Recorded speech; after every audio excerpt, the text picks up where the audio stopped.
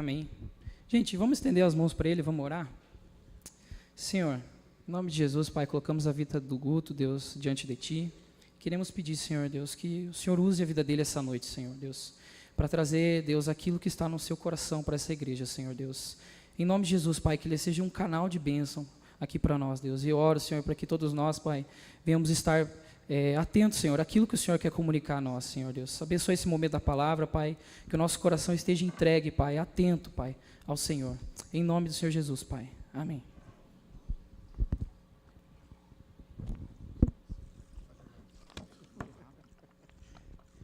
Boa noite. Que a graça do nosso Senhor esteja sobre a sua vida. Amém? Deixa eu me organizar aqui. Um minutinho só, aí a gente já olho para vocês. Que bom. Igreja cheia, ou quase cheia, bonito ver isso. Mulheres, quem esteve aqui nos dias da Conferência das Mulheres? Levanta as mãos aí. A André chegou em casa tarde e falou que foi muito legal. Foi mesmo? Todas que vieram falaram que foi? Foi bom? Que bênção, que bom. Que bom, isso é muito bom. E o objetivo desses eventos, dessas conferências, da oração dos homens, da oração das mulheres, é formar Cristo em cada um de nós. É trazer conhecimento, é trazer informação, é trazer mais semelhança do Senhor Jesus nas nossas vidas, através do ensino e através da comunhão também. A comunhão, às vezes a gente não percebe que nesses intervalos, no bate-papo, no contraturno, Deus também está trabalhando. Talvez alguns mais atentos e que tem olhar assim para achar erro, vai falar, Wesley disse que começa às 8h30 e no slide estava às 9h. Quem prestou atenção nisso? Levanta a mão, não precisa ter medo. Eu também prestei atenção. Mas é que das 8h30 às 9h não tem aula, não tem bate-papo. Quer dizer, tem bate-papo, mas não está apresentando conteúdo. É café, é bate-papo, é risada. Então, por isso que começa às 8h30. Porque não é porque ainda não começou o conteúdo que a palavra de Deus já não está aberta, já não está sendo derramada, o relacionamento, o espírito não está se movendo. Então, se você vai fazer o DNA, esteja 8h30, porque aí tem um cafezinho especial para você e um tempo de comunhão maravilhoso. Amém? Amém? Vocês estão com sono? Tem muita gente com sono esses dias. Eu estou cansado, semanas aí cansativas, mas eu estou feliz demais de estar aqui.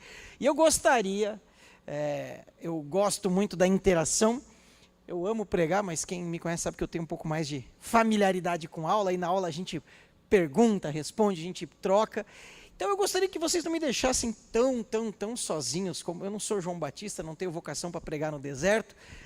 Eu quero fazer uma pergunta, eu gostaria que você reagisse, levanta a mão. Quem gostaria, quem tem interesse, quem tem vontade de fazer parte de uma igreja cheia do Espírito Santo?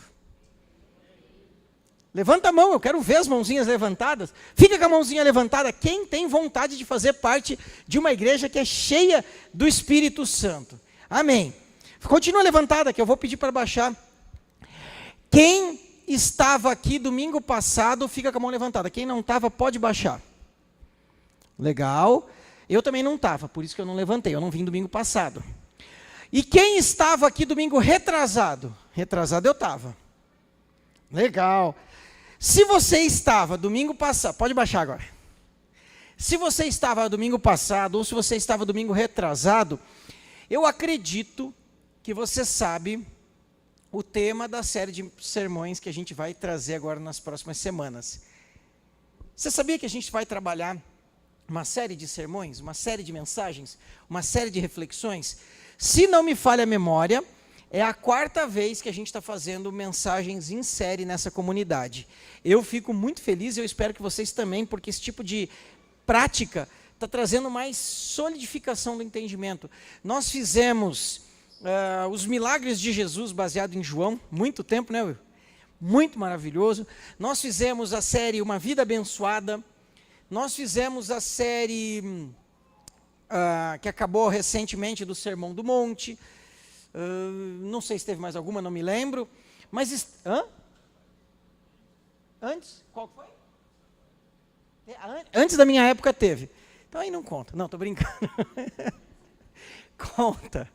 Essas mensagens em série, elas trazem uma compreensão mais profunda do livro ou dos livros que estamos estudando. E a ideia é, de fato, caminhar no entendimento do que aquele texto bíblico está trazendo para nós e de qual o mover em Cristo a gente está trazendo, Deus está trazendo para esta igreja. E nós estamos refletindo no livro de Atos. Não é o livro do profeta Atos, é o livro dos Atos dos Apóstolos. E é um nome que alguns teólogos discordam, que o nome deveria ser Atos do Espírito Santo, por meio dos apóstolos, porque é um livro que fala do agir do Espírito Santo. Lucas escreveu o Evangelho de Lucas e ele apresenta o Evangelho de Jesus segundo Lucas.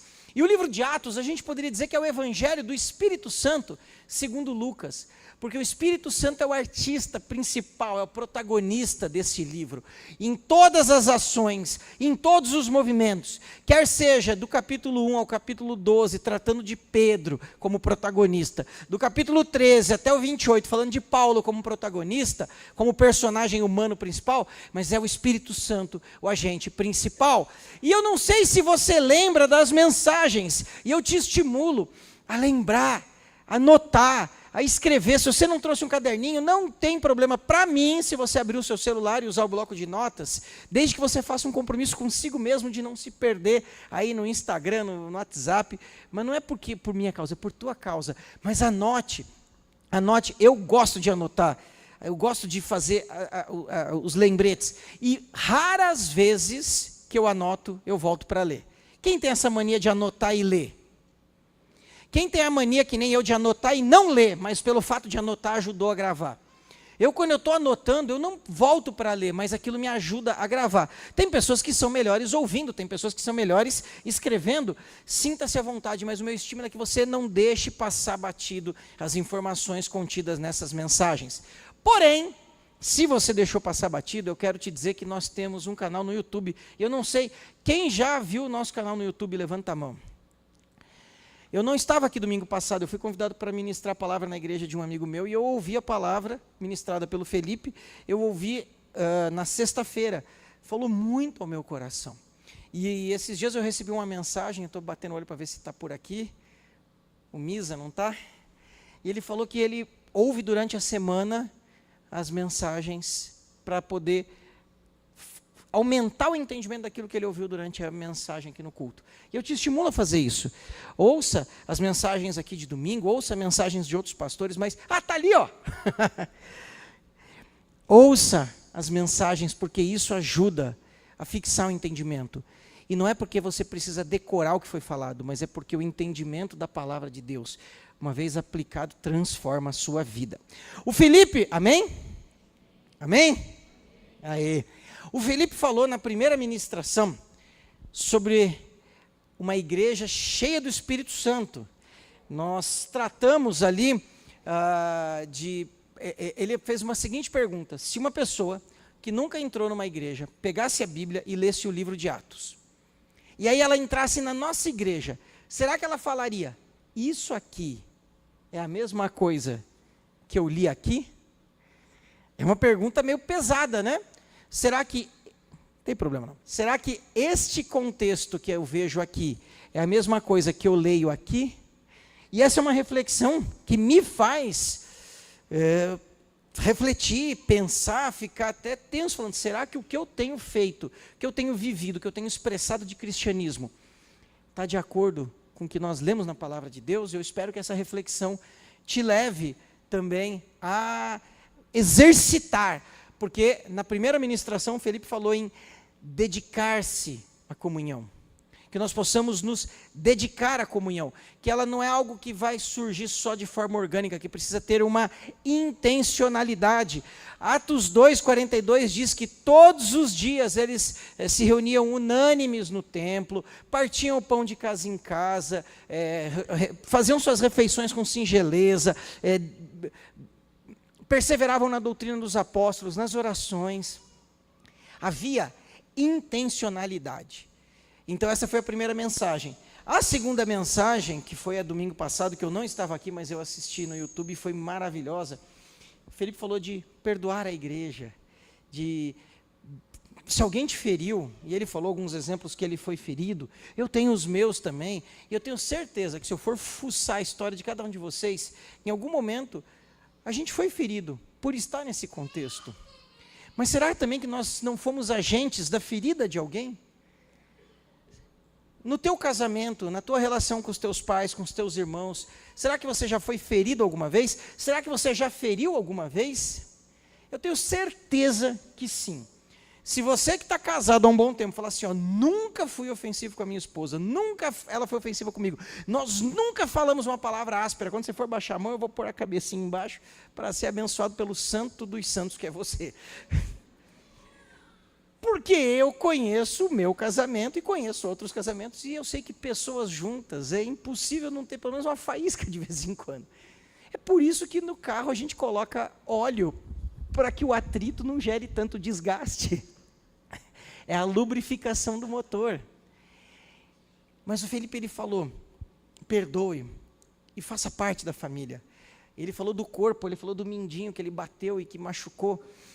E eu quero que você imagine um membro amputado de um corpo. Um membro amputado de um corpo, ele morre. O corpo sobrevive até com uma certa deficiência, dor, fragilidade, mas o membro amputado morre. Então não seja um membro amputado. Nós hoje vamos falar de uma igreja cheia do Espírito Santo. Porque eu lembro bem quando o Felipe falou no primeiro domingo dessa mensagem, domingo retrasado, que nós iríamos falar sobre uma igreja, sobre sermos batizados, sobre sermos cheios do Espírito Santo, só que com a perspectiva correta do livro de Atos. E aí eu te pergunto, o que é ser uma igreja cheia do Espírito Santo? Porque eu perguntei, quem quer fazer parte de uma igreja cheia do Espírito Santo? E todos levantaram as mãos. E eu tenho certeza que no teu coração você anseia por isso. E a pergunta é, o que significa uma igreja cheia do Espírito Santo? Será que é uma igreja onde todos falam em línguas? Será que é uma igreja onde durante o período de louvor todo mundo ora em voz alta, chora, se emociona, onde há uma intensidade no período de música, onde há uma intensidade no período de canções? Talvez sim, também esses são sinais, são evidências. Mas será que uma igreja cheia do Espírito Santo se resume a isso? E é sobre esta pergunta que eu vou conduzir a reflexão de hoje. A evidência do Espírito Santo numa igreja. E eu vou basear a nossa reflexão no capítulo 4 de Atos. Eu não vou dizer o versículo ainda, porque senão as pessoas começam a abrir, ficam lendo e perdem a atenção. Quando chegar lá eu falo. Porque antes de chegar lá no Atos que a gente vai ler, eu vou trazer um pouquinho do contexto do que preparou o cenário até o que eu quero falar. Então, Felipe ministrou no primeiro e no segundo domingo sobre Atos 2, falando que eles tinham tudo em comum, partiam pão de casa em casa, perseveravam na doutrina dos apóstolos, nas orações. Ele falou sobre essa intencionalidade, ele falou que Pedro pregou, que diversas pessoas foram convertidas, 3.000 pessoas foram convertidas a Cristo, e você conhece o texto bíblico, e se não conhece, eu te recomendo, leia Atos. Quem sabe quantos capítulos tem Atos? Rapidinho. 28. 28 divididos por 7, dá quanto? 4. Se você ler 4 capítulos por dia, você lê Atos em uma semana. E eu te recomendo, leia Atos todas as semanas até acabar essa série. Vai ficar tão fixado no teu coração, que você vai entender um pouco do panorama desse livro maravilhoso, e que é o único livro da Bíblia que não acabou, porque nós estamos fazendo ainda os atos do Espírito Santo através da igreja. Amém? Esse é o único livro que acaba quando Cristo voltar para resgatar a sua igreja, porque nós estamos continuando escrevendo. Nós somos Atos 29. Nós somos a continuação da história dos apóstolos, dos discípulos de Jesus, impulsionados pelo Espírito Santo. Amém? Então, Pedro faz essa mensagem, acontece tudo isso, e depois que eles oram, o Espírito Santo vem no Pentecostes. Pedro é capacitado pelo Espírito Santo, porque Jesus já havia falado, e recebereis poder ao descer sobre vós o Espírito Santo, e serão minhas testemunhas. Então Pedro recebe esse poder e ele testemunha Cristo. Milhares de pessoas aceitam a Jesus, e a vida da igreja começa a acontecer. Aqui, nesse texto de Atos 2, começou o Novo Testamento. Começou a igreja do Novo Testamento. Começa a igreja que nós fazemos parte. A igreja invisível, a igreja de Deus, que também traz algumas pessoas da antiga aliança, os judeus, que aceitam Jesus como seu Senhor e Salvador e é o único caminho. Então Pedro prega, e depois desse mover, começou a vida da igreja. E Atos 2,42 nos diz como que era essa igreja. Tudo em comum, partindo pão, etc. Mas eles ainda tinham alguns hábitos de ir ao templo. Então, o capítulo 3, que nós não vamos ler, o capítulo 3 começa com Pedro e João indo ao templo. E eles vão ao templo na hora habitual de oração. E quando eles estão chegando no templo, tinha um mendigo paralítico, um homem de 40 anos, ou seja, um homem adulto, que desde o seu nascimento ele era paralítico. A Bíblia fala que ele era um coxo que ficava pedindo esmola. Às vezes a gente lê esse texto e parece que ele era o único pedinte naquela porta. Não. Tinham dezenas de pedintes, porque era a porta principal de entrada. Então tinham dezenas e dezenas de pedintes naquela porta. Mas o Espírito Santo de Deus guiou Pedro e João para falar com aquele homem, que era paralítico. E eles falaram: não tenho ouro nem prata, mas o que eu tenho eu te dou, levanta e anda. Será que eles foram muquiranas, egoístas, não quiseram compartilhar o que tinha? Porque se a gente ler mais para frente, mostra que a igreja tinha um fundo de reserva, mas eles talvez não tinham com eles no momento, ou não tinha para aquele fim. Ou melhor, o que aquele homem precisava não era de umas esmolas para comer hoje e amanhã continuar deficiente, de continuar paralítico, continuar mendigando. Isso faz uma reflexão ou uma analogia com a nossa vida espiritual. Às vezes a gente está mendigando, a gente está paralítico, deficiente na nossa vida com Deus. E a mensagem de Pedro emancipou ou libertou aquele homem. Não tenho ouro nem prata, mas o que eu tenho eu te dou, levanta e anda. E aquele homem levantou e ele ficou tão feliz que a Bíblia fala que ele começou a pular e dançar. Será que se a gente vê um homem aqui, maduro, 40 anos, pulando e dançando e atrapalhando a nossa liturgia, né? Atrapalhando o bom andamento certinho de um culto, será que a gente vai ficar escandalizado ou a gente vai celebrar com ele? E todas aquelas pessoas, ao invés de celebrarem, porque um homem que desde o seu nascimento estava deficiente, a partir de agora começou a andar, as pessoas começam a recriminar, a julgar, a ficar incomodadas. E aí Pedro, ousado, capacitado pelo Espírito Santo, faz uma das pregações mais ousadas da Bíblia, uma das ministrações mais intensas. Eu te convido a ler nos capítulos 3 e 4 de Atos. E Pedro começa dizendo para todas aquelas pessoas, como se fôssemos nós, vendo esse homem aqui dançando, cantando e celebrando, ele fala: vocês mataram o servo de Deus. Vocês mataram o autor da vida. Vocês rejeitaram o Filho de Deus. E ele começa com acusações pesadas para todo aquele povo. E Pedro faz um tribunal completo, de uma forma muito interessante. Porque primeiro ele faz o papel de advogado de acusação. E ele diz: vocês mataram o Cristo. E na mesma pregação ele pega e fala: mas eu sei que foi no período da ignorância, foi pela falta de conhecimento. Então, se arrependam para ser salvos. Isso me mostra que mesmo uma mensagem de confronto, dura, às vezes amarga, ela não tem que ter por objetivo arruinar com as pessoas, mas ela tem que ter por objetivo despertar e trazer para perto. Tem um objetivo evangelístico. O Will vai bater um papo sobre evangelismo na terça. E uma vez eu vi num livro, numa pregação, falando que nenhuma igreja deveria ter ministério de evangelismo. Não deveria ter ministério de evangelismo. Oi?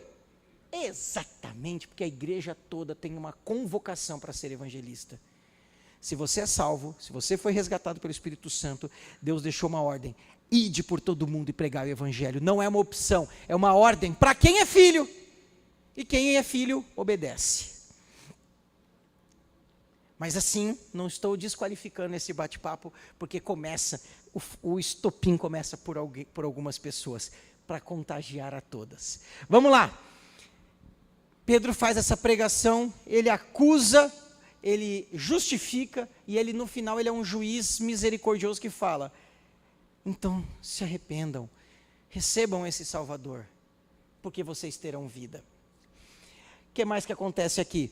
O sumo sacerdote e os líderes judaicos ficam admirados com a sabedoria de Pedro, sabendo que eles eram homens incultos, homens simples. E uma das coisas que eu gosto de lembrar, como eu sou o cara que adoro a parte de escola bíblica e de estudo, eu não vou deixar de fazer a propaganda disso. A gente gosta de lembrar que Pedro, que João, que Tiago, que o Barquinho, todos eles eram pessoas simples, né? Sem instrução. Mas as ministrações de Pedro, todas, têm muito embasamento nas escrituras, que as escrituras dele da época eram o Velho Testamento, e ele cita e recita de cor e salteado. Um homem simples, um homem sem estudo, um homem sem educação formal, mas é um homem que tinha a palavra de Deus no coração e na ponta da língua. E eu não sei qual é a tua formação, o quanto de estudo você tem, o quanto de escolaridade você tem. Você pode até não saber ler ou escrever, mas você pode ter a palavra de Deus na ponta da sua língua e ela estar disponível para ser derramada na vida de quem estiver ao seu lado. Amém? Esse era Pedro. E eles começam a interrogar Pedro e João, questionar por que eles estavam fazendo aquilo, dizer que eles não podiam mais fazer aquilo. E Pedro solta aquela célebre frase: senhores, convém obedecer a vocês ou a Deus? Nós não podemos deixar de falar do que vimos e ouvimos. Os líderes judaicos estavam para prender Pedro, estavam para prender João, e eles dizem: não podemos deixar de falar daquilo que vimos e ouvimos. E eles sofrem ameaças. Eles são ameaçados e, inclusive, são presos. Passam a noite na cadeia. O texto é claro, eles foram presos e passaram a noite na cadeia porque era tarde e eles não podiam ser julgados de noite. Quem tem entre 15 e 18 anos aí? Levanta a mão. Quem tem... Isso aí. Quem tem mais que 15 e menos que 18? Quem tem menos de 18 anos? Levanta a mão. Você, quem mais? Ali, quem mais? Aqui. João, nesta ocasião, ele tinha uns 16, 17 anos, era um menino. Passando a noite em cana, por causa do Evangelho. Ele aqui ainda não havia apanhado, mas no capítulo 5, ele e Pedro vão passar a noite apanhando. Um menino de 16 anos, pouca coisa mais velho que a minha filha, na idade de alguns que estão aqui.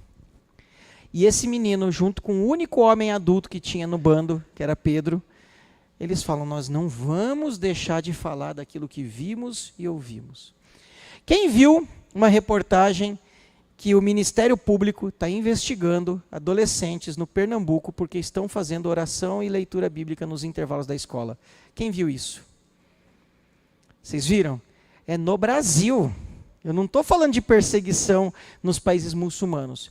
O Ministério Público, os digníssimos senhores da corte brasileira, que eu brinco que nós não temos uma república ou uma democracia, nós temos uma monarquia com alguns reis, e o Supremo são alguns dos reis desse país. O Ministério Público está investigando esse perigo potencial para a sociedade, que são alguns adolescentes de 15, 16 anos, lá no Pernambuco, orando e lendo a Bíblia no intervalo. Como está o coraçãozinho desses adolescentes? Imagina você, pai, mãe, você jovem, se chega uma carta na sua casa dizendo: você está sendo investigado porque está lendo a Bíblia, orando, fazendo tumulto, fazendo baderna, ou usando o espaço público para professar sua fé. Como fica o coração desses jovens? Eu não sei como ficaria o meu coração, eu estou sendo franco, se chegasse uma carta dizendo que a minha filha está sendo investigada, que o Ministério Público está parando tudo que ele tem que fazer para olhar para a Letícia, para olhar para alguns dos nossos jovens, para saber nome, CPF, RG, endereço, porque essas pessoas tomaram a decisão de se reunir para orar. Nós vamos viver isso, minha gente. Existem várias linhas de escatologia, mas eu creio que nós, igreja, passaremos pela grande tribulação. Então, que estejamos preparados. Se não, amém, mas eu creio, pelas evidências bíblicas, que nós, como igreja, vamos passar por essa grande tribulação, que já estamos vivendo momentos de tribulação. Ainda no país, no Brasil, a perseguição ela é tão leve comparada com outros países. Mas será que a gente está pronto para ter firmeza nisso? Gente, aqui é só o contexto, tá? Vou acelerar aqui. E aí, diante de tudo isso, os discípulos Pedro e João saem da prisão à noite e voltam para casa, lá para o grupo dos seus amigos, para contar o que aconteceu. E aí eu vou ler a Bíblia para a gente começar. Vamos lá, Atos 4, eu vou ler do 23 ao 31, que é a segunda introdução da mensagem, e depois a gente vai ler a mensagem. Vamos lá. Uma vez soltos, Pedro e João procuraram os irmãos e lhes contaram tudo que os principais sacerdotes e os anciãos lhes tinham falado. Ouvindo isso, unânimes, às vezes a gente pensa que unânimes é todo mundo falando junto. Não, isso é uníssono. Unânimes é todos no mesmo ânimo. Ninguém ficou.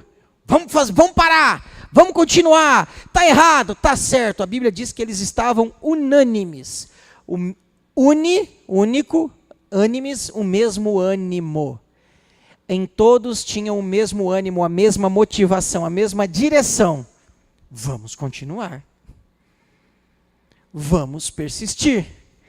E todos unânimes levantaram a voz a Deus e disseram: olha que oração poderosa esses homens e mulheres, mas Pedro e João fazem depois de passar a noite na cadeia. Tu, soberano Senhor, fizeste o céu, a serra, o mar e tudo que neles há. Ele já começa declarando o senhorio e a majestade de Deus.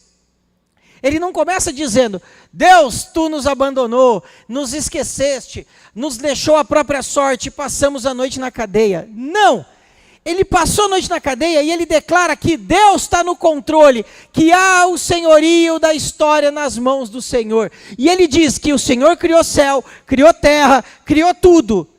Então uma noite na cadeia não me para, não me assusta, não me freia.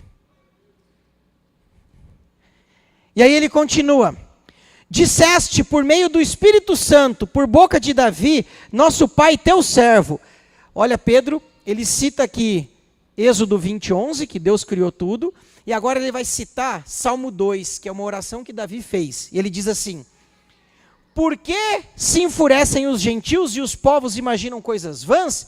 Os reis da terra se levantaram e as autoridades se juntaram contra o Senhor, contra o seu ungido.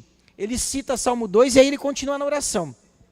Porque de fato nessa cidade se juntaram contra o teu santo servo Jesus, a quem o Senhor ungiu. Levantaram-se contra Herodes e Pôncio Pilatos, com os gentios e com a gente de Israel, para fazerem tudo o que a tua mão e o teu propósito pré-determinaram. Gente, olha um homem inculto, sem estudo, sem formação, desenrolando uma teologia prática de profundidade incomparável. Diante do problema e da adversidade, ele fala: eu sei que o Senhor é Deus, eu sei que o Senhor está no controle de tudo, e tudo isso que está acontecendo está nas suas mãos e o Senhor já pré-determinou. Ele reconhece que Deus não está perdido, Deus não está confuso, Deus não está tendo que fazer ajustes na história, porque a história está nas mãos de Deus. Será que por menos você e eu não pensamos que Deus esqueceu da gente, ou que Deus perdeu o controle, ou que o trem descarrilhou, que o carro está sem freio. Será que por menos a gente não põe em dúvida, não questiona, não duvida? Esses homens, eles estavam conscientes que Deus estava no controle. Lembrando que naquele tempo, estar em perseguição dos sacerdotes era a mesma coisa que estar em perseguição da política, porque tinha um vínculo muito forte entre a religião e o Estado. É a mesma coisa que esses meninos de Pernambuco começaram a sofrer. Eu não sei o que vai acontecer com eles, mas eu oro para que Deus os proteja e proteja tantos outros meninos e meninas de todo o nosso país que ainda ousam a levantar a voz e dizer: eu vou proclamar Jesus, independente do que se levante. Vamos lá, continuando. Pedro apresentou o cenário e agora ele vai fazer a oração de pedido. E agora começa a gente a ver, a entender o coração desse homem. Olha o que ele ora. Agora, Senhor, olha para as ameaças deles. Ele está falando, olha as ameaças que eles nos fizeram. Mas olha o pedido que esse homem faz. E concede a nós, teus servos, que anunciemos a tua palavra com toda ousadia. Uau! E isso me constrange num ponto. Porque depois de passar a noite preso, depois de serem ameaçados, de estarem correndo risco, de serem expulsos, inclusive da vida social, não poder comprar, não poder vender, não poder negociar, a única coisa que eles pedem é: me ajude a ter coragem de continuar anunciando a tua palavra com ousadia. Que pedido eles poderiam ter feito? Para o sinédrio, Senhor, destrua as obras dos meus inimigos, arrebenta com a vida deles. Não. Ele fala, está vendo o que eles estão fazendo? Deixa lá, eu só peço que o Senhor me dê coragem para não me amedrontar diante do que eles estão fazendo. Isso provoca o teu coração? O meu provoca. Provoca a minha fé. Me constrange um pouco. E aí ele continua. Enquanto, ele pede ousadia, enquanto estende as mãos para fazer curas, sinais e prodígios, por meio do nome do teu santo servo. E tendo eles orado, tremeu o lugar onde estavam reunidos. E aí eu pergunto, o que é uma igreja cheia do Espírito Santo? Aqui a gente vai ver o que ele vai responder. E todos ficaram cheios do Espírito Santo e com ousadia anunciavam a palavra de Deus. Então, eu pergunto o que é uma igreja cheia do Espírito Santo? É a igreja que o chão treme? Ou é a igreja que tem ousadia para anunciar a palavra de Deus? O texto é claro, e o chão tremer é só qualquer coisa. Mas nosso foco é errado. Nós olhamos para a coisa errada. Toda vez que nós pregamos aquela aquela sequência de 8 mensagens dos milagres de Jesus, foi repetido. Um dedo apontando para a lua. O sábio olha para a lua, o tolo olha para o dedo. Quando o chão treme, a gente foca os nossos olhares. Uau, o chão tremeu. Trema o chão aqui também, Senhor. Nem precisa, vai rachar tudo. Nós focamos no chão tremer. Mas o foco do texto é: eles foram cheios e anunciaram com ousadia. Atos 2 e Atos 4, basicamente é um repeteco. Em Atos 2, eles estão orando, 120. Lembrando que depois que Jesus ressuscitou, 500 pessoas por 40 dias estiveram com Jesus. Quando o cerco aperta, 380 vai embora, fica só os 120 ali. E eles estão orando e o Espírito Santo vem sobre eles em línguas línguas como que de fogo repartidas. E eles começam a falar em outras línguas. E a gente está focado na língua de fogo, a gente está focado na outra língua. E a gente esquece que o objetivo do texto é dizer que 3.000 pessoas aceitaram Jesus naquele dia.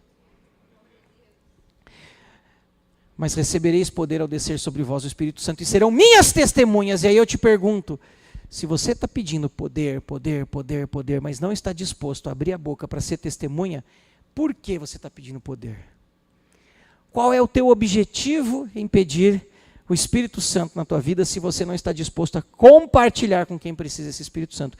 E eu ouso dizer, você está pedindo inutilmente. Porque para que Deus vai te encher se você não vai derramar em outro? Para você morrer afogado em si mesmo? Ou para eu morrer afogado em mim mesmo? Deus nos enche para que a gente possa derramar nos outros. Então, alguns pontos aqui muito interessantes. O nosso foco está errado porque a tônica é a conversão. Jesus mandou pregar, ide por todo mundo pregar o evangelho. Pedro em João 21, Jesus mandou Pedro em João 21 apacentar, e essa mensagem chega para nós. Tu me amas, apacenta as minhas ovelhas. O chão tremer não muda a nossa vida.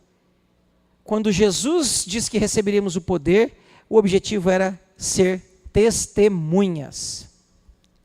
O Felipe usou uma expressão na semana passada, eu achei muito legal essa expressão, e se você entende de forma muito literal, ela não gera impacto. Ele falou que nós temos que fazer a ceia de cadeiras viradas um para o outro. Ele não está dizendo que literalmente tem que fazer círculo para fazer ceia, o que ele está dizendo é que eu tenho que enxergar o outro, eu tenho que enxergar o meu irmão, eu tenho que saber a dor dele, ele tem que saber a minha dor. Que nós temos que nos olhar, nós temos que nos conhecer, nós temos que saber quem somos. E se você vem num culto e fica pedindo, Deus me enche, Deus me enche, Deus me enche, Deus me enche, Deus me enche, só para si mesmo, eu sinto em te dizer que é um pedido, não é inútil, mas a pergunta é, por quê? O nosso evangelho é para o outro, o nosso cristianismo é para o outro. O nosso chamado é para derramar na vida do outro. E aqui nós vamos falar de uma igreja cheia do Espírito Santo. Wesley falou sobre as células. E eu quero falar um pouquinho sobre as células. Por quê? Vamos continuar a leitura do texto. Tendo eles acabado de orar, o chão tremeu, e todos ficaram cheios do Espírito Santo e com ousadia anunciavam a palavra de Deus. E o texto continua, e essa aqui é uma frase que os mais antigos de igreja vão lembrar a música. Da multidão dos que creram, era um só coração. Quem lembra dessa música? Quem levanta a mão assume que é velho. Só o Will. É um hino bem antigo. Mas ele fala, da multidão dos que creram, era um só o coração e a alma. Ninguém considerava exclusivamente sua nenhuma das coisas que possuía. Tudo, porém, lhes era comum. Com grande poder, os apóstolos davam testemunho da ressurreição do Senhor Jesus. Em todos eles havia abundante graça. Não havia nenhum necessitado entre eles, porque os que possuíam terras ou casas, vendendo-as, traziam os valores correspondentes e os depositavam aos pés dos apóstolos. Então se distribuía a cada um conforme a necessidade. Então José, a quem os discípulos chamaram de Barnabé, que quer dizer filho da consolação, um levita natural de Chipre, vendeu um campo que possuía, trouxe o dinheiro e depositou aos pés dos apóstolos. Essa é a mensagem de hoje. Só que o texto é tão claro e tão simples que eu não precisava nem pregar. Basta a gente ler com um pouquinho de atenção, que a palavra já está pregada. Por que eu fiz toda essa linha do tempo? Para vocês entenderem o cenário. Então, eles curaram um coxo, eles pregaram com ousadia, eles foram interrogados, eles confrontaram os líderes não gostaram do confronto deles, levaram eles presos, eles passaram a noite na cadeia, sofreram ameaças, saíram, voltaram, a primeira coisa que fizeram foi orar, e na oração eles pedem, Deus, não nos deixe ter medo, nos faz continuar, não nos deixe parar, nos faz continuar. Não nos deixe fraquejar, nos faz continuar. E Deus imediatamente responde a oração dizendo, eu estou aqui com vocês. Eu estou dizendo como se Deus tivesse respondido. E o chão tremeu. Mas não é porque o chão tremeu que eles foram cheios. O chão tremeu e eles foram cheios. E ao serem cheios, foi a resposta da oração deles. Nos deu ousadia para pregar, eles foram cheios e a Bíblia diz que eles pregaram com ousadia. Quantas vezes a gente pede algo para Deus, inclusive mais do poder, mais do Espírito Santo, mais da intimidade, dizendo, Pai, me faz isso para que eu faça aquilo. E Deus vai nos respondendo e a gente pega aquilo que Ele respondeu e enfia num saco, amarra e põe debaixo da cama. Eles pediram poder e ousadia para anunciar. O Espírito Santo veio sobre a vida deles, eles receberam o Espírito Santo e eles imediatamente foram fazer o quê? Anunciar com poder e com ousadia. Mas esse derramar do Espírito Santo na vida deles também trouxe um outro reflexo, que foi essa vida de comunhão, que é o tema da mensagem. Eu não li o nome, eu não li inteiro, porque senão daria spoiler, mas o tema da mensagem é evangelismo e comunhão, a evidência de uma igreja cheia do Espírito Santo. Esse é o título da mensagem de hoje. Uma igreja cheia do Espírito Santo não precisa ter um ministério de evangelismo, porque todos são evangelistas. Uma igreja cheia do Espírito Santo não precisa dizer que o pastor cuida de alguns, porque todos são pastores uns dos outros. Uma igreja cheia do Espírito Santo não precisa que quem tem cargo, crachá, título, tome iniciativa, porque todos somos sacerdotes e todos nos envolvemos na vida de todos. Uma igreja cheia do Espírito Santo, ela anuncia, ela propaga, ela compartilha, ela divide. E aí eu quero refletir em alguns pontos dessa passagem. Uma igreja, eu coloquei aqui uma inicial em todas as frases e aí a continuação. Cheios do Espírito Santo, ou uma igreja cheia do Espírito Santo, prega com ousadia. Essa é uma das marcas dessa igreja cheia do Espírito Santo. Se você acha que a marca do batismo no Espírito Santo, do poder do Espírito Santo, de serem cheios do Espírito Santo, é o fato do chão ter tremido, é o fato da língua de fogo, é o fato deles falarem em línguas, eu sinto em frustrar a tua expectativa. Isso é só uma evidência.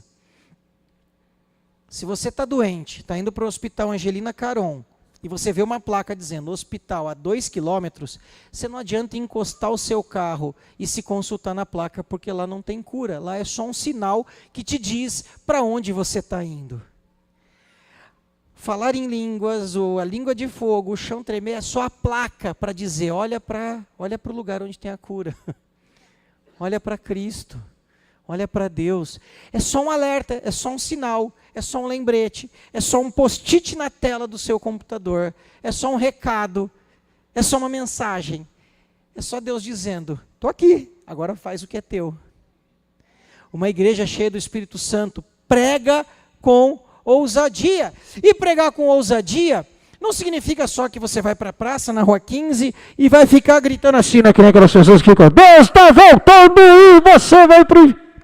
Não necessariamente, porque pregar com ousadia pode ser com gritos, pode ser de forma efusiva, mas pode ser na mesa, num café, batendo um papo e trazendo um confronto, trazendo uma palavra que destrave o coração da pessoa.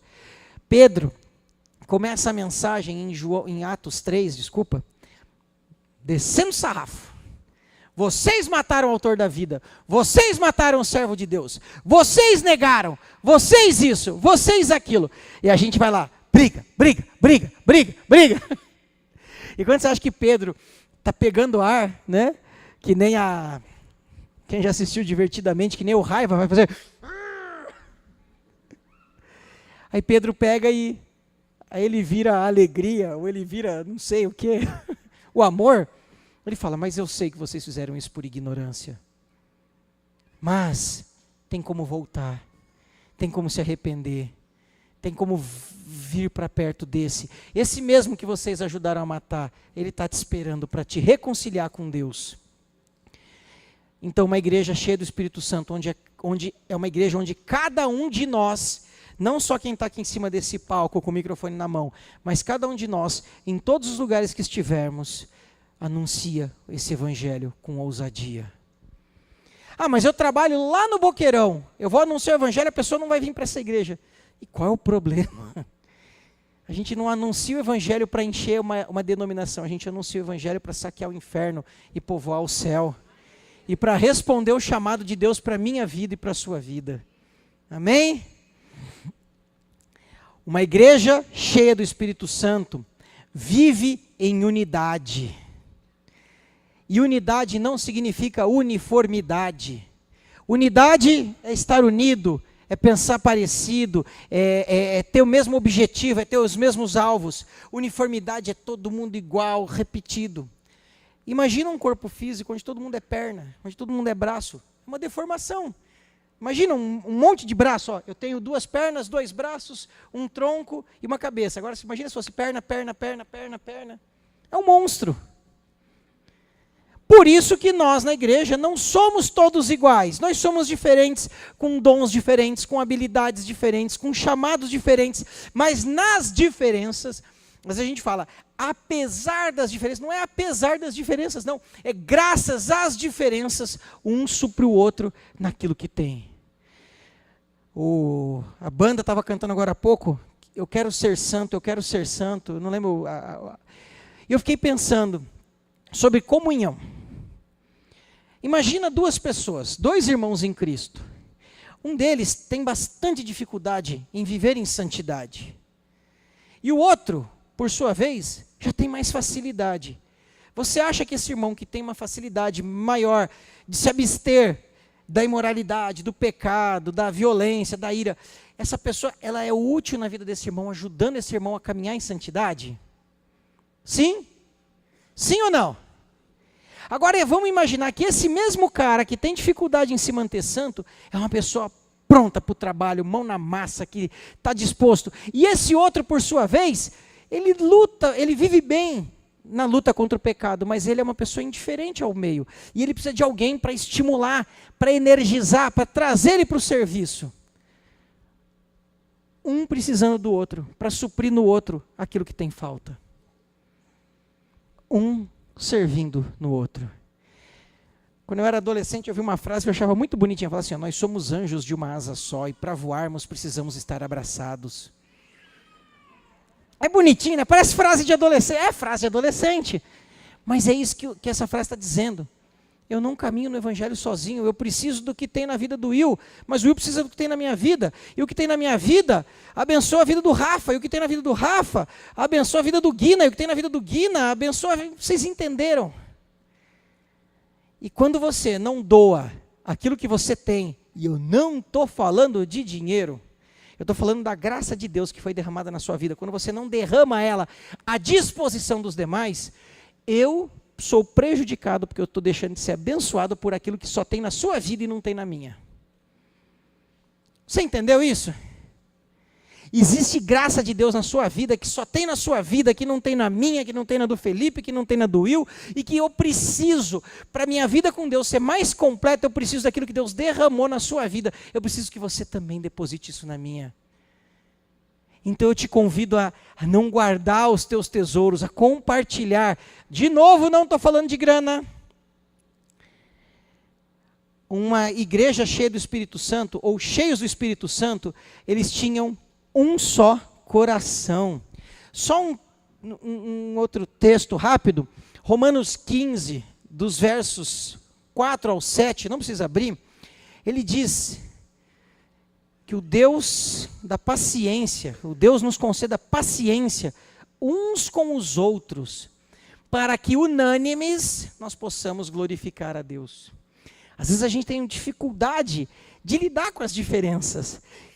Leia Romanos e peça, Deus me ajuda a ter paciência, mas também ajuda os outros a terem paciência comigo, para que unânimes, ou seja, no mesmo ânimo, com a mesma motivação, com o mesmo objetivo, que é o de glorificar o nome do Senhor Jesus, nós glorifiquemos o nome do Senhor Jesus. Romanos 15, do 4 ao 7, quem estiver anotando.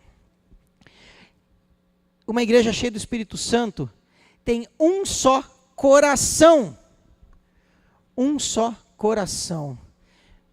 Misericórdia é trazer para o seu coração a miséria do outro. Misericórdia é eu trazer para o meu coração a dor que o meu irmão está passando. E eu carregar essa dor junto com ele. Ou eu permitir que a dor que eu estou passando seja carregado por outro. E o fardo fica mais leve. Jesus disse, vinde a mim, vós que estáis cansados e carregados, e eu vos aliviarei. Oi? Ele disse, vinde a mim, vós que estáis cansados e carregados. Sobrecarregados. Há uma carga natural da vida. Mas a gente não precisa carregar além do que precisa. E como que eu divido esse excesso de carga que eu estou carregando? Nos pés de Cristo. Mas se pessoas são o agente da dor, pessoas são o agente da cura. Se você foi ferido em alguma igreja por alguma pessoa, saiba que é em alguma igreja por outra pessoa que você vai ser curado. O tempo não cura nada, o tempo só é o tempo. Quem cura é a medicina, é o processo. E às vezes o processo de cura pode ser mais doloroso. Imagina uma pessoa andando de moto e ela sofre um acidente, e ela cai e ela tem uma fratura exposta. Deve doer muito. Alguém já teve fratura exposta aí de acidente? Já ali, tem uma irmã levantando a mão. Deve doer muito. E aí chega lá o paramédico, o médico ele faz aquela coisa maravilhosa de pegar o teu osso e voltar para o lugar. Aí você fala, você me causou mais dor do que eu estava sentindo. E a pessoa vai olhar e fala, sim, mas é para cura. Porque se você deixar essa perna exposta até que a dor passe, significa que está gangrenando e morrendo.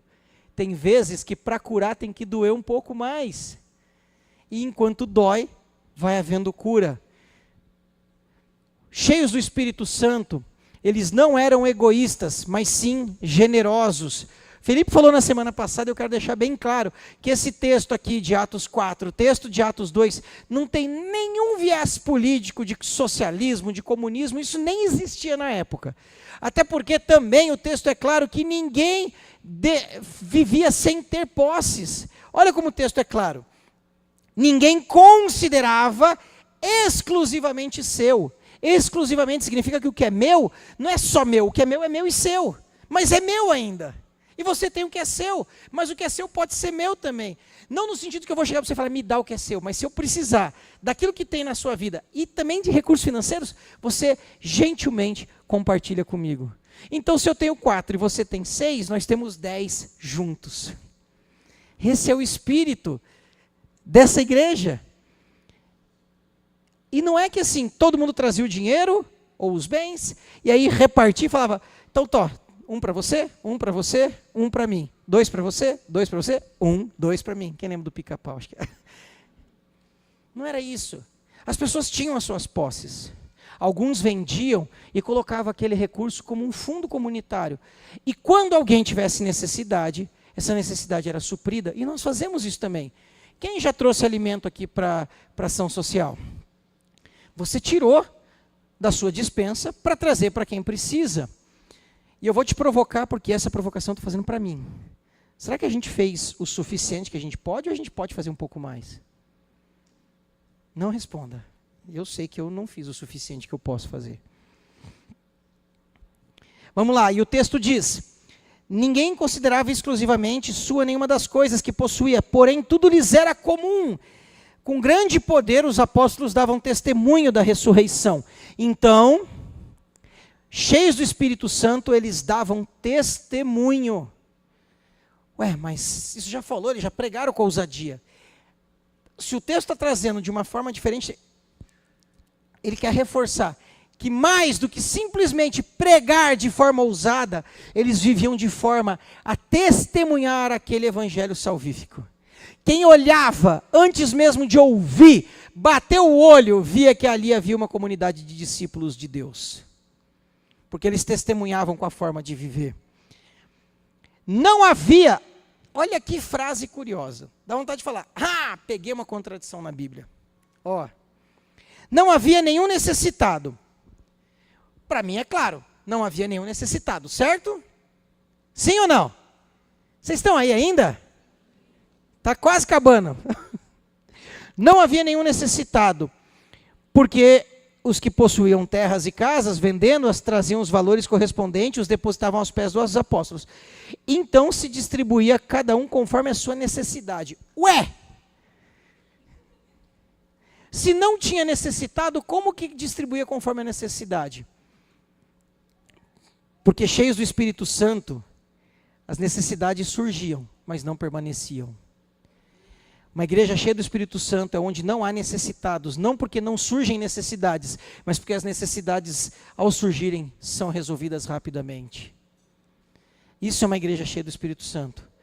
Então, se eu tiver uma necessidade de alimento, de mantimento, de abraço, de atenção, de comida, enfim, de carona, de dinheiro, Uma igreja cheia do Espírito Santo vai suprir essa necessidade. E o inverso é verdadeiro.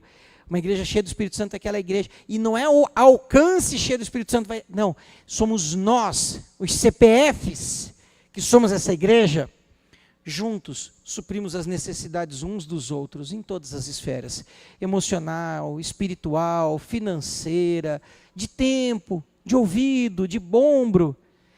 Ninguém ficava necessitado, porque ao surgir uma necessidade, eles cuidavam. Cheios do Espírito Santo, não havia espaço para inveja, para briga, quem é mais importante, quem é menos importante. Cheios do Espírito Santo, o foco não está no que eu mereço.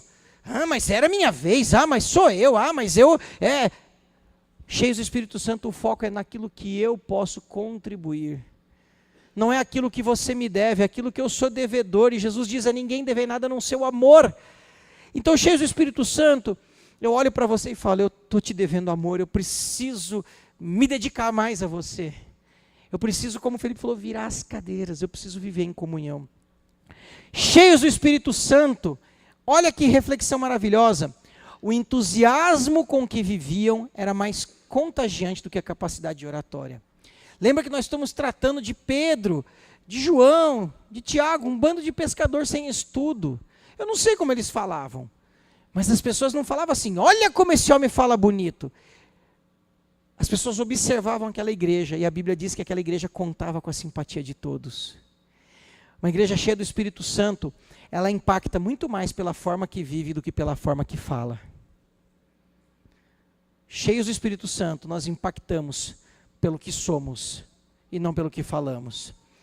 Cheios do Espírito Santo, eles viviam na prática a oração que Jesus fez em João 17, capítulo 21, para que ele, Pai, os conceda que eles sejam um, assim como eu e o Senhor somos um.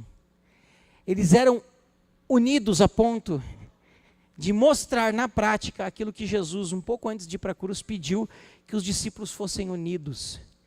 Que Jesus fala em João 13,35, que os de fora vão perceber que nós somos discípulos de Deus se nós vivermos em amor. Essa é uma igreja cheia do Espírito Santo. É óbvio que falar em línguas, que orar alto, que fazer barulho é legal e é bom, derrama a nossa alma. Mas isso não é o sinal do Espírito Santo. O sinal do Espírito Santo é pregar com ousadia e viver essa unidade natural, essa unidade intencional, essa unidade que alcança todos. Cheios do Espírito Santo, eles quebravam o individualismo, que já era presente naqueles dias e que hoje é muito mais presente, para se envolver um com o outro e ser corpo. Cheios do Espírito Santo, não existia ou eu não vou me envolver com ninguém, eu não vou cuidar de ninguém porque eu não sei o que está acontecendo. Ou eu não vou pedir socorro porque ninguém precisa saber da minha vida.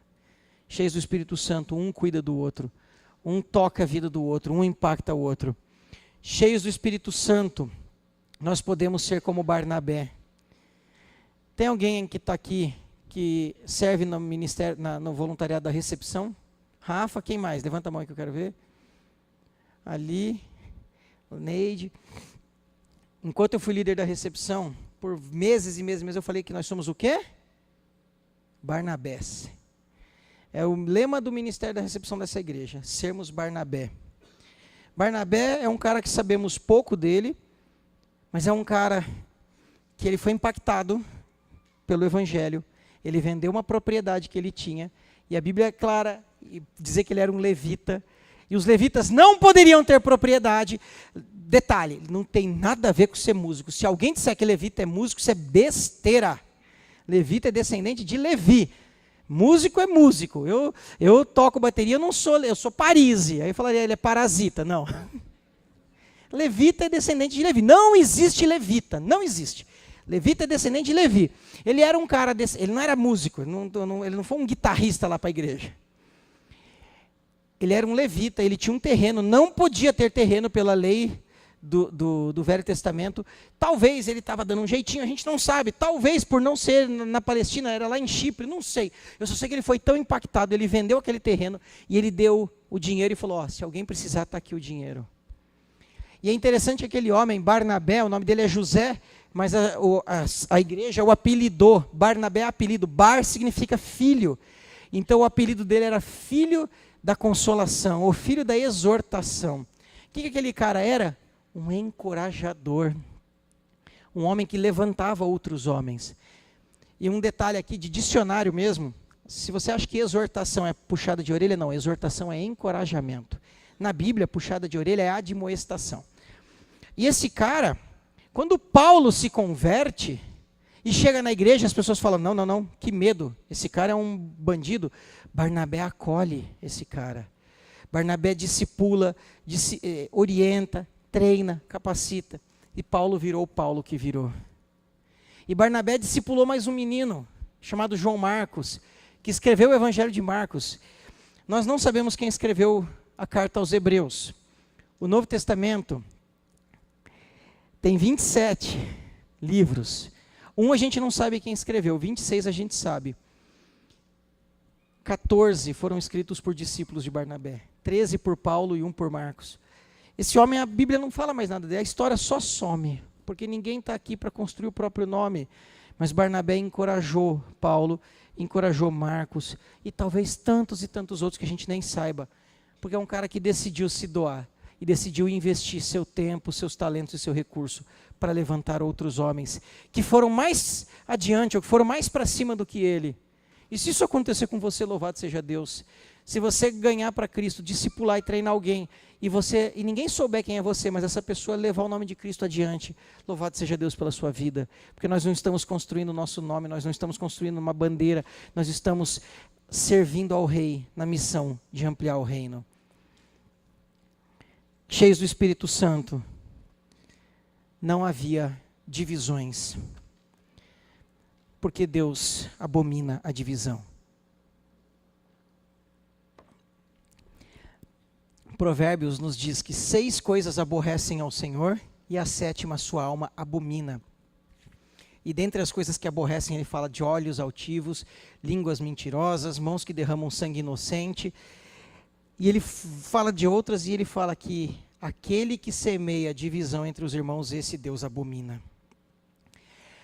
Cheios do Espírito Santo, a gente vive em comunidade, a gente vive em comunhão, a gente vive em unidade. Então, ser uma igreja cheia do Espírito Santo é ser uma igreja que anuncia o Evangelho, é ser uma igreja que daqui para fora a gente proclama e daqui para dentro a gente vive aquilo que proclama. E eu pergunto de novo, quem quer ser membro de uma igreja cheia do Espírito Santo? Amém? Você está disposto a investir o seu tempo, os seus talentos, os seus recursos para fazer essa igreja cheia do Espírito Santo? Porque você pode falar, não, mas isso é para os outros, não é para mim. Não. Eu quero finalizar dizendo, tem que ser para todos, e tem que ser por todos, e tem que ser em todos. Se a banda quiser subir. Salmo 133 diz, ó quão bom e quão suave é que os irmãos vivam em união. É como um óleo precioso que desce sobre a barba, escorre sobre a gola e as vestes de Arão. É como as chuvas do Monte Hermon, que vão molhar lá. Como é que eu me atrapalhei na sequência? Aguenta aí. São só 3 versículos e eu tive a capacidade de me atrapalhar. É como óleo precioso sobre a cabeça, o qual desce pela barba, a barba de Arão, e desce para a gola de suas vestes. É como o orvalho do Hermon, que desce sobre os montes de Sião. E ali o Senhor ordena vida e bênção para sempre. O texto diz que onde os irmãos vivem em união, o Senhor ordena o quê? Vida e bênção. Mas o autor, de uma forma bem poética, trouxe 2 exemplos. Ele disse que essa vida em comunhão é como um óleo que desce pela barba de Arão, pelas golas e as orlas de sua veste. Ele está fazendo referência à ordenação de um sacerdote. E esse era um evento que acontecia muito raramente, então era um evento muito especial. E era um evento que era preparado um óleo especial, com perfumes, com ervas aromáticas, um óleo caro, um óleo raro, um óleo fino, e que ao derramar pela cabeça de Arão, ele escorria pela barba, tomava as vestes, e quando ele fala da orla, ele está falando da orla inferior, o rebarbo ali do vestido embaixo. Então esse sacerdote, ele estava ungido, quando esse óleo tomou o corpo todo. E as pessoas viam e sentiam, porque era um óleo aromático, era uma fragrância. Então ele diz que a união é como esse óleo, que ao ser derramado, ele percorre o corpo todo. E ao percorrer o corpo todo, todos veem e todos sentem. Todos percebem aquele aroma. Todos visualizam, mas não só visualizam, sentem o cheiro daquele óleo. Não bastante, ele faz uma segunda comparação, que é como o orvalho do Monte Hermon e que vai molhar lá em Sião. Só que tem um detalhe nesse texto. Entre o Monte Hermon e Sião, são 150 quilômetros de distância. Então ele está falando que a comunhão, essa mesma que gera vida e gera bênção, é algo que só acontece quando ela percorre todo o trecho, quando passa por todos os lugares. E é um milagre, porque esse evento pode ser lá no Monte Hermon, quando tem neves e tem riachos no pé do monte, a condensação, a evaporação, a condensação em nuvem, e o vento leva até o sul, lá em Sião, que é em Jerusalém, e lá chove. Ou que ele derrete o gelo e vem correndo por um rio, que por 150 quilômetros percorre e deságua em Sião. Então o autor está dizendo que é bom e é agradável que os irmãos vivam em união de uma forma que pegue todo o corpo, onde todos possam ser tocados por essa comunhão, onde todos possam ser abençoados, onde todos possam sentir a fragrância dessa união, onde todos possam desfrutar dessa comunhão. Eu finalizo fazendo uma pergunta, duas. Eu vou repetir a pergunta do início. Quem quer fazer parte de uma igreja cheia do Espírito Santo? E quem quer fazer a sua parte para que essa igreja seja cheia do Espírito Santo?